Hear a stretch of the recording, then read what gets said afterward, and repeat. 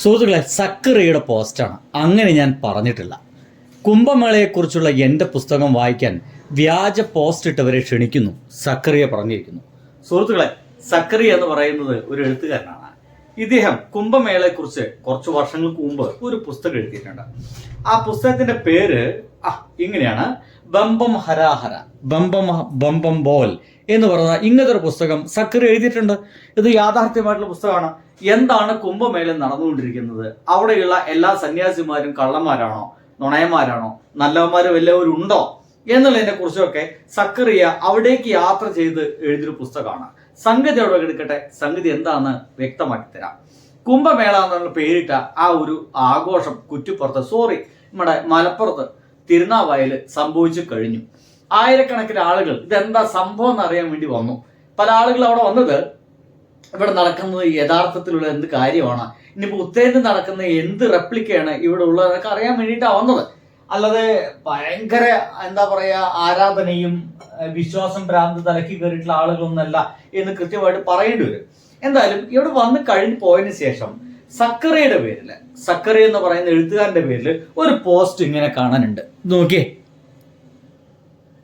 കേരള സർക്കാരിന്റെ യാതൊരു പിന്തുണയുമില്ലാതെ ഹൈന്ദവ ജനതയും കൂടി വോട്ട് ചെയ്ത 140 MLA തിരിഞ്ഞു നോക്കാതെ, 19 MP തിരിഞ്ഞു നോക്കാതെ, ഹൈന്ദവ ജനത അവരുടെ നട്ടെല്ലിന്റെ ബലം കൊണ്ട് വിജയിപ്പിച്ചെടുത്ത നിളാതീരത്തെ മഹാകുംഭമേള കേരള ചരിത്രത്തിൽ ഒരു നാഴികക്കല്ലാണ്. സക്കറിയ പൊൻകുന്നം എന്ന ഒരു പേരിൽ ഈ സക്കറിയുടെ ഫോട്ടോയും വെച്ച്, എഴുത്തുകാരൻ സക്കറിയുടെ ഫോട്ടോയും വെച്ചിട്ട് ഒരു പോസ്റ്റ് ഇപ്പോൾ സോഷ്യൽ മീഡിയ കറങ്ങി നടക്കുന്നുണ്ട്.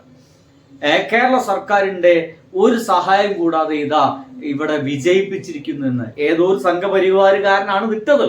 ഒരു സംശയമില്ല. ഇവർക്ക് അങ്ങനെയാണ് വ്യാജ അല്ലെങ്കിൽ നുണകൾ സൃഷ്ടിക്കാൻ ഒരു മടിയുമില്ല. നുണകളുടെ പറഞ്ഞ് പ്രതിഫലിപ്പിക്കാൻ ഒരു മടിയില്ലാതെ ഇവരെ ചെയ്യുന്നതാണ്. അതവർ ചെയ്തുകൊണ്ടിരിക്കുകയാണ്.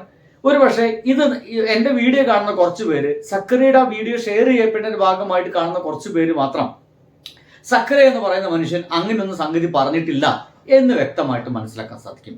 അതല്ലാത്ത ഈ സംഘപരിവാര ഹാൻഡിലുകളിൽ മുങ്ങിപ്പോയ ആ ചാണകതീനികൾ മുഴുവൻ ഇത് സക്കറിയ എന്ന് പറയുന്ന വേറൊരു മതസ്ഥൻ, ഒരു ക്രിസ്ത്യാനി നമ്മുടെ കുറ്റിപ്പുറത്ത് നടന്ന ആ ഒരു മേളയെക്കുറിച്ച് ഗംഭീരമായിട്ട് പോസ്റ്റ് ഇട്ടിരിക്കുന്നു, ഹിന്ദുക്കളെ സപ്പോർട്ട് ചെയ്ത് പോസ്റ്റ് ഇട്ടിരിക്കുന്നു എന്നൊക്കെ വിശ്വസിച്ച് പോവും. അങ്ങനെ വിശ്വസിപ്പിക്കാൻ വേണ്ടി ഇവർക്ക് അതിനുള്ള ഹാൻഡിലുകളൊക്കെ കയ്യിലുണ്ട് എന്നുള്ളതാണ്. എന്തൊക്കെയാലും ഇവിടെ എങ്ങോട്ടോ നശിച്ചു പോയ ഒരു ബ്രാഹ്മണിക്ക് സംഭവം തിരിച്ചു കൊണ്ടുവരാൻ വേണ്ടിയിട്ടുള്ള ശ്രമമാണ് നടക്കുന്നത് അറിയാം. എന്തായാലും കുംഭമേള കഴിഞ്ഞപ്പോൾ പല ആളുകളും ഇങ്ങനെ ഗംഭീരമായിട്ട് പുകഴ്ത്തി പാടുന്നുണ്ട്.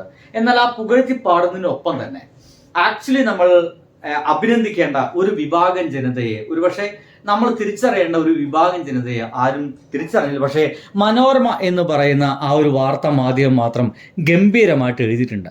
പ്ലാസ്റ്റിക് കുപ്പികൾക്ക് പുറമെ ചെരുപ്പുകൾ, വസ്ത്രങ്ങൾ, കടലാസുകൾ എന്നിവയെല്ലാം പുഴയിൽ നിന്നും പരിസരങ്ങളിൽ നിന്നും ലഭിച്ചു. 1000-ലേറെ ചാക്ക് മാലിന്യമാണ് ഇവിടെ നിന്ന് ആകെ ശേഖരിക്കാനായത്. നിളയെ കാത്ത ഹരിതകർമ്മസേന കുംഭമേള പരിസരം വൃത്തിയാക്കി സൂക്ഷിച്ചു. യാഥാർത്ഥ്യമായിട്ടുള്ള കാര്യമാണ്. ആയിരക്കണക്കിന് ആളുകൾ അവിടേക്ക് വന്നത് വെള്ളം കുപ്പികളും കടലാസുകളും അവരുടെ പല വേസ്റ്റുകൾ അവിടെ ഇട്ടിട്ടുണ്ട്. ഈവൻ ഹ്യൂമൻ വേസ്റ്റ് അടക്കം, മലവും മൂത്രവും. എൻ്റെ അറിവില് പുഴയുടെ നടുക്ക് എങ്ങാണ്ടാണ് ഈ മലമൂത്ര വിസർജ്യത്തിന് എങ്ങാണ്ട് ഒരു കക്കൂസ് എങ്ങാണ്ടൊക്കെ നിർമ്മിച്ചു വെച്ചിട്ടുള്ളത്. അതിൻ്റെയൊക്കെ വേസ്റ്റ് പോകാനുള്ള കുഴി എവിടെയാണ് കുഴിച്ചതെന്ന് എനിക്ക് വലിയ പിടുത്തമൊന്നുമില്ല. അതൊക്കെ അന്വേഷിക്കേണ്ടതൊക്കെ തന്നെയാണ്. ഇനി അത് പുഴയിൽ തന്നെയാണെങ്കിൽ മഹാ അപകടമാണ്. അടുത്ത മഴയ്ക്ക് അത് മുഴുവൻ എന്ത് വേസ്റ്റായിട്ട് പുറത്തു വരുന്ന വലിയ പിടുത്തമൊന്നുമില്ല. ഇനി അതെല്ലാം കൊണ്ടുപോയിട്ടുണ്ടെങ്കിൽ, അതെല്ലാം വേസ്റ്റൊക്കെ കോരിയിട്ട് അത് കൊണ്ടുപോയിട്ടുണ്ടെങ്കിൽ വളരെ നല്ല കാര്യം എന്നല്ലാതെ വേറൊന്നും പറയില്ല, നല്ല കാര്യം. പക്ഷേ അവിടെ അപാരമായിട്ടുള്ള വേസ്റ്റുകൾ മുഴുവൻ, നമുക്ക് 1000-ലേറെ ചാക്ക് കണക്കിന് വേസ്റ്റ് പെറുക്കിയെടുത്തിരിക്കുന്ന വാർത്തയാണ് കിട്ടുന്നത്. അത് നമ്മുടെ ഹരിതകർമ്മസേന ചേച്ചിമാരാണ് ചെയ്തത്. ഹരിതകർമ്മസേന ചേച്ചിമാരും ചേട്ടന്മാരുമാണ് ചെയ്തത്. സത്യം പറഞ്ഞു കഴിഞ്ഞാൽ അവരൊക്കെ നമ്മൾ ആദരിക്കണം. കാരണം ഈ ആയിരക്കണക്കിന് ആളുകൾ വന്നു പോയി കഴിഞ്ഞാൽ നേരത്തെ എത്തണം. ഏറ്റവും നേരത്തെ എത്തി ആ പുഴയിലെ എല്ലാ വേസ്റ്റുകളും പറക്കിയെടുത്ത് സൂക്ഷിച്ച് അതവർ കൊണ്ടുപോകുന്നു. വേസ്റ്റ് തരംതിരിക്കണം. പ്ലാസ്റ്റിക് വരെ, കടലാസ് വരെ, എന്നൊക്കെ പറഞ്ഞ് തരംതിരിക്കണം. ജീർണിച്ചു പോകുന്ന വേറെ, ജീർണിച്ചു പോകാത്തത് എന്നൊക്കെ ചില്ലുകൾ, ഇങ്ങനെ പല രീതിയിൽ എന്ത് ചെയ്യണം, ഇതിനൊക്കെ തരംതിരിക്കണം എന്നുള്ള അതൊരു ഗംഭീര വർക്കാണ്. അത് അവർ ചെയ്തത് എന്തുകൊണ്ടാണ്? അത് അവരുടെ ജോലിയുടെ ഭാഗമായിട്ട് മാത്രമാണോ? അല്ല. ഈ നിള എന്ന് പറയുന്ന ഈ ഒരു നദി ഏകദേശം 44 ലക്ഷം ജനങ്ങൾക്കുള്ള കുടിവെള്ളമാണ്. മനസ്സിലാക്കണം.